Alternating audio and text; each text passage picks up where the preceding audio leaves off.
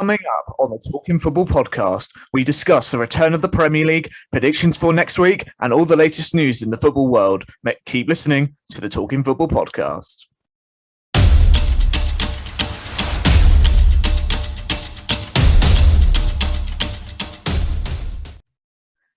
Hey guys, and welcome back to the Talking Football podcast here on the Jake Cullip YouTube channel and the podcast providers you are currently listening to.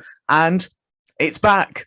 It's back, the Premier League season, and most importantly, the fans are back in the stadiums, full attendances in the Premier League, and it's just fantastic to see. Lost for words. Just seeing all those crowds, the noise, fantastic. The elation when a goal goes in, not 5-second delays like it was last season, and the bit towards the end of the previous season, but fantastic to have fans back. And if you guys went to any of the games last week, hope you guys enjoyed it. I certainly enjoyed it watching from the comfort of my TV. I did go to watch a local team, but I will not discuss that. I think Miles can also discuss that. But it's just me today here on the Talking Football podcast, and we're going to go over all the latest news in the football world, all the results that happened, and I'm going to go over predictions that me and Miles made last week, but I'm going to go over mine. Had to rewatch the video for that. Just looking back and I'm like, I probably didn't make some good predictions.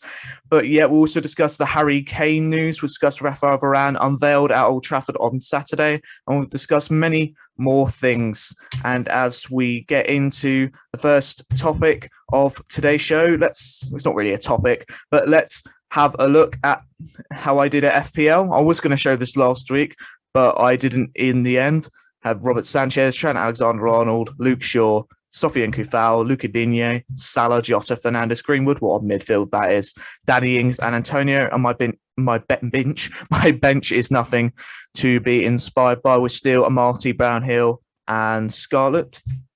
But yeah, I'm also doing well in the leagues I'm currently doing in. 72,522 in the Man United Fan League. Not great, but just do it for the local ones, and you do with friends. So that's a fantastic way. I haven't picked my team yet, but shout out to FPL Tips. That's where, if you want to find some good tips for Fantasy Premier League, check out FPL Tips.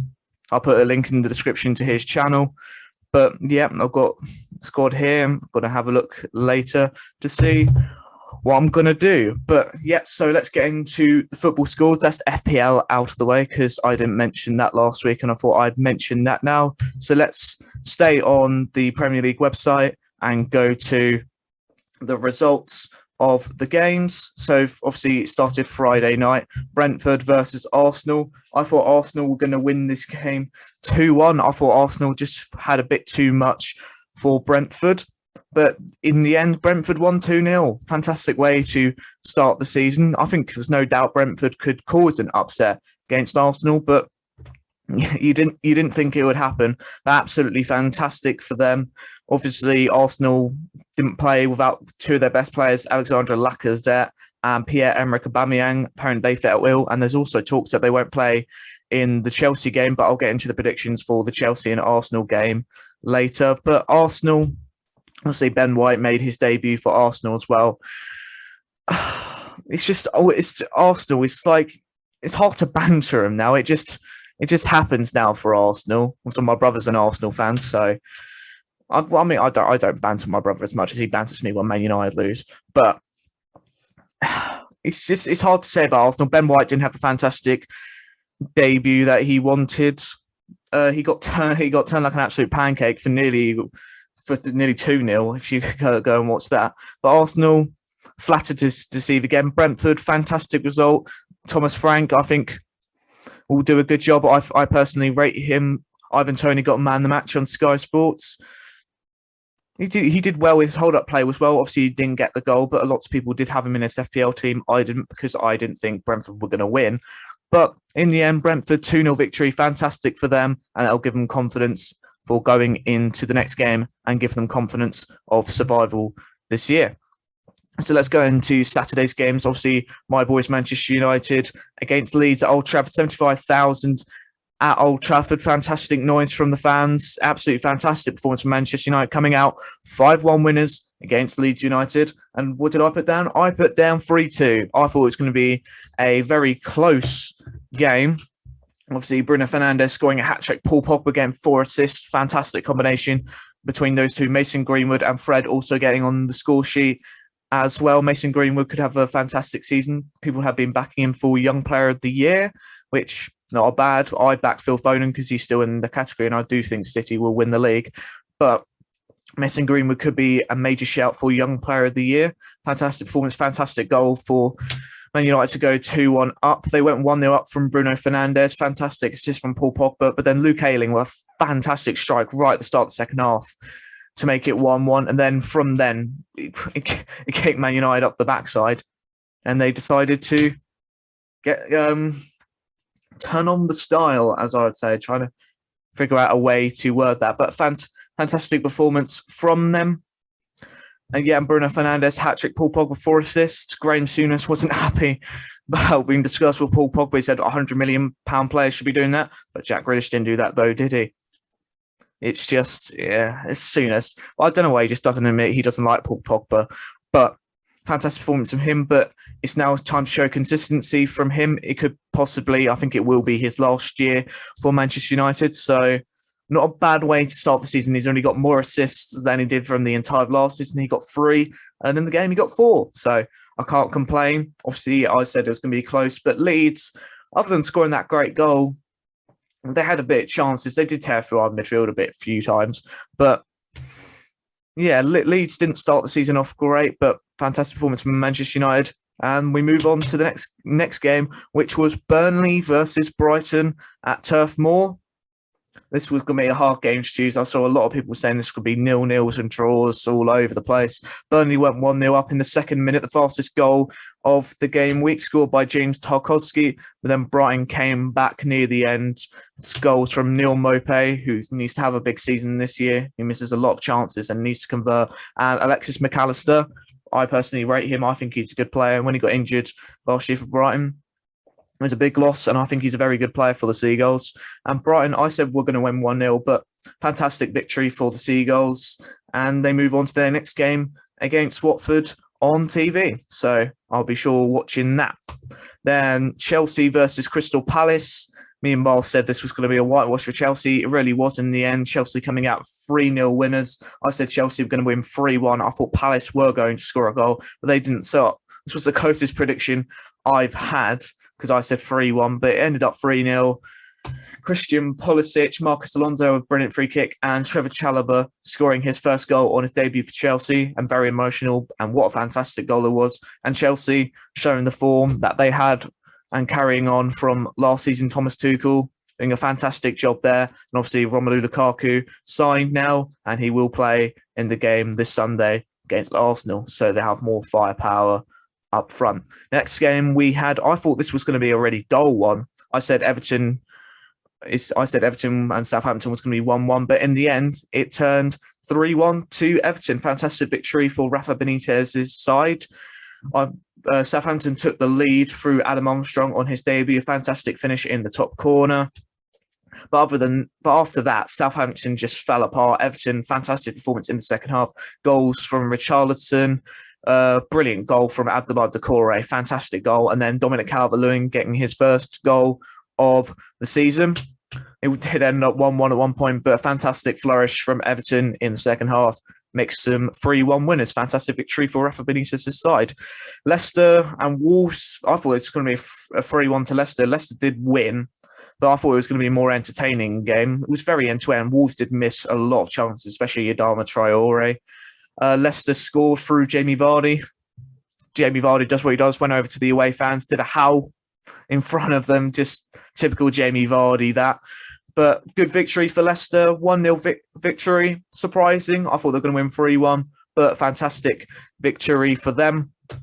Watford, Aston Villa, this was probably the shock, other than Brentford and Arsenal, this is probably the shock victory of game week 1. I said it was going to be 1-0 to Aston Villa. I didn't think they were going to be convincing, but I did think they were going to win. But it ended up Watford 3, Aston Villa 2.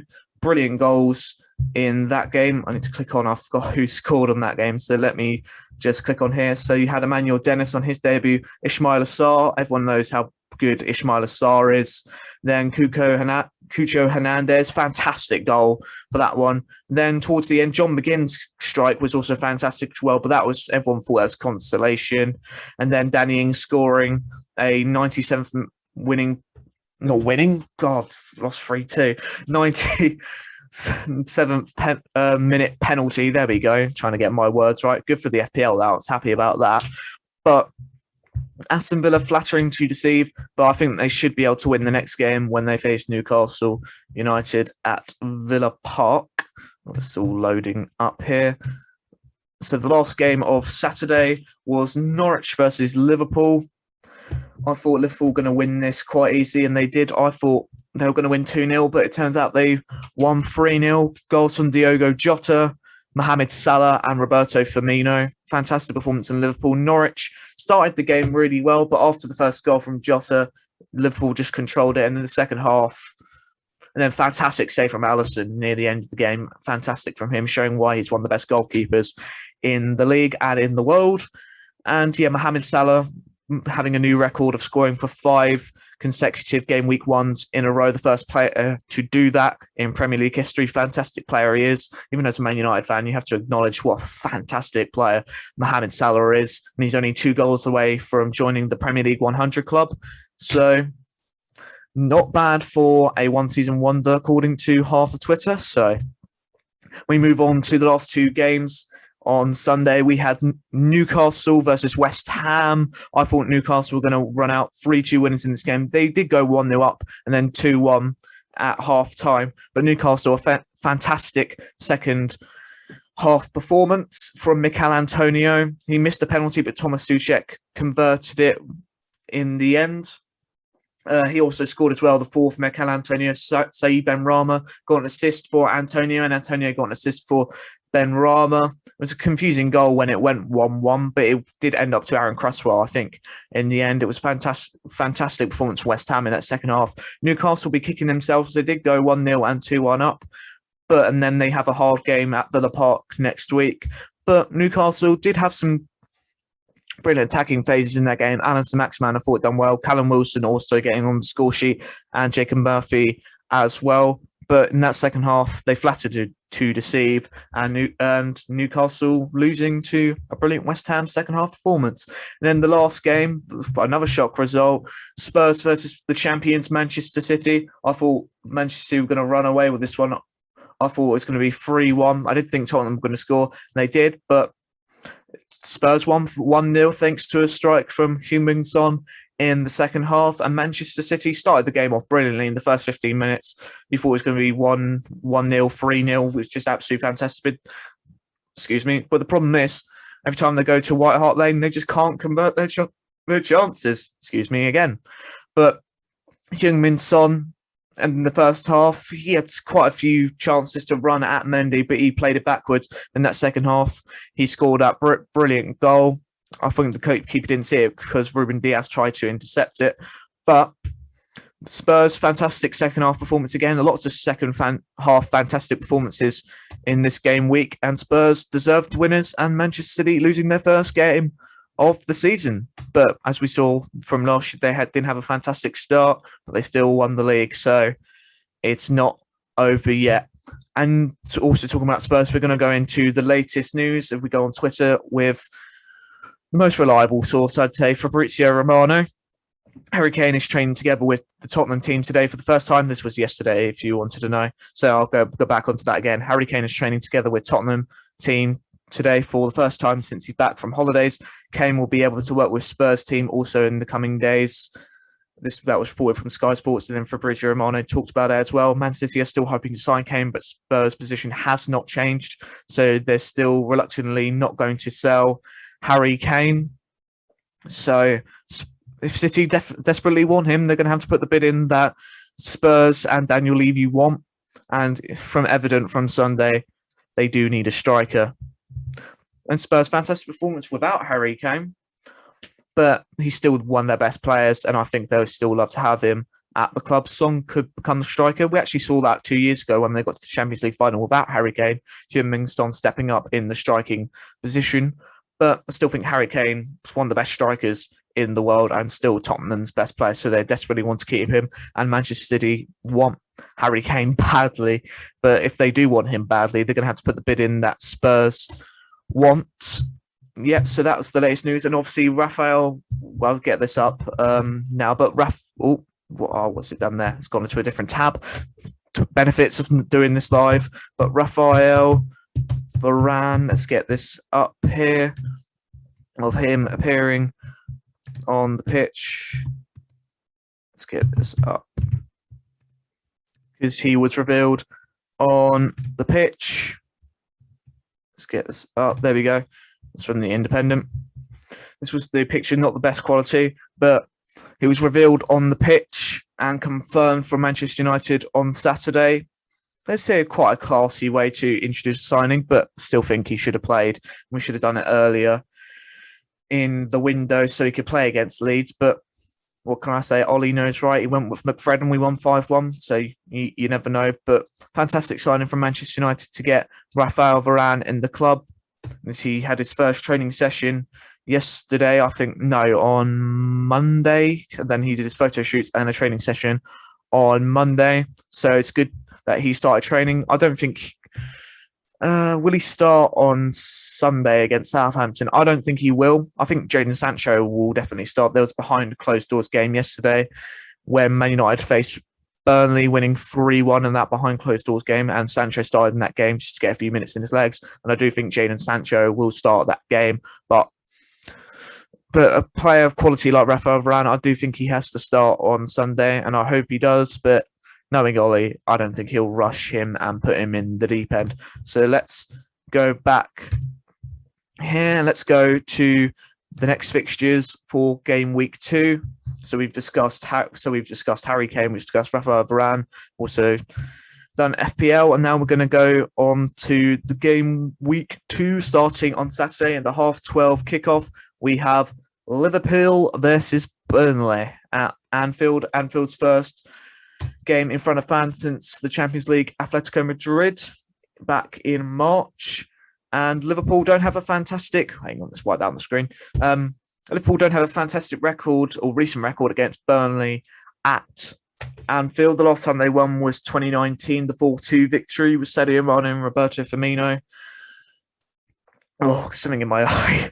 But so they won 4-2 was the last time they beat Burnley Old Trafford. Since then, it was 1-1 after lockdown. And then Burnley defeating Liverpool to end their unbeaten run of 69 games at Anfield. But I don't think Liverpool will win this. The crowd will help them with this game. We know the crowd at Anfield and what fantastic atmosphere it is. A lot of fans give it abuse, but I do think it's one of the best stadiums. Even granted, I'm a Man United fan, but it's a great atmosphere at Anfield, especially on European nights. And yeah, I do think Liverpool will run out this game 3-1 winners. I think Mohamed Salah will finally get a goal against Burnley. He's only scored once against Burnley in his career for Liverpool, but I do think Mohamed Salah will score, and hopefully for the FPL. And yeah, I do think Liverpool will get 2 wins from 2 to start off the season, especially with the next game when they have Chelsea. So it'll be important to get a win here. Aston Villa versus Newcastle, both lost on game week 1, but I do think Aston Villa will run out 2-1 victors against Newcastle United. Crystal Palace versus Brentford. Brentford with an opening day victory at their new home ground. Nice stadium, by the way. Crystal Palace and Patrick Vieira lost 3-0 to Chelsea. I think people knew that was going to happen, so it was a bit of a write-off. Anyway, it was a bit of a luxury if they did get a point or 3 points at Stamford Bridge. But I'm going to go... I think Palace will win this one, and I'm going to go 1-0 to Crystal Palace with Wilfried Zaha scoring the goal. Leeds United versus Everton. Leeds obviously thumped 5-1 against my team, Man United. Everton with a 3-1 victory against Southampton at Goodison Park. I think Leeds will get their first victory of the season, and I'm going to go a 3-2 victory. I think this is going to be quite an entertaining game. Manchester City versus Norwich. Manchester City losing 1-0 on their opening day away at Tottenham Hotspur Stadium. I still call it White Hart Lane, but I think Manchester City will get their first victory. It's easy victory for this. I think have to win this. 3 points in the bag, I think. I'm going to go a 4-0 Manchester City victory. The last game for Saturday, we have Brighton versus Watford. Watford running out 3-2 victors against Aston Villa. Brighton winning 2-1 at Turf Moor against Burnley. And I'm going to go a 2-1 victory again for Brighton and Hove Albion, making it 2 wins from 2. Sunday's games, we have Southampton versus my boys Manchester United. Southampton, decent in the first half, but they slumped in the second half against Everton. And they've lost Yannick Vestergaard, they've lost Danny Ings, so they're kind of there for the taking. If Man United don't win this, the talk of the title is pretty much gone in game week 2, but it's only the second game of the season. But I'm going to go 3-0 Man United victory. Hopefully my boys make it 2 wins from 2. Wolves versus Spurs. Nuno returning back to Molineux, and I do think they will win this one, Spurs, and I'm going to go for a 2-0 victory. The biggest game of game week 2, we have Arsenal versus Chelsea at the Emirates Stadium. Arsenal in disarray at the moment. Chelsea having a flourish under Thomas Tuchel, and I do think Chelsea will win this, and I'm going to go for a 2-1 victory. I don't think this will be close, considering it is a London derby. And the last game, the first Monday night football of the season, it is West Ham versus Leicester. Obviously, both of them with 100% starts so far, both winning their first game. I think this might be a draw. I think I'm going to go for a 1-1 stadium at 1-1 stadium. Oh, I do like. Oh man, I do say some obscure things, but I'm going to go for a 1-1 draw at the London Stadium.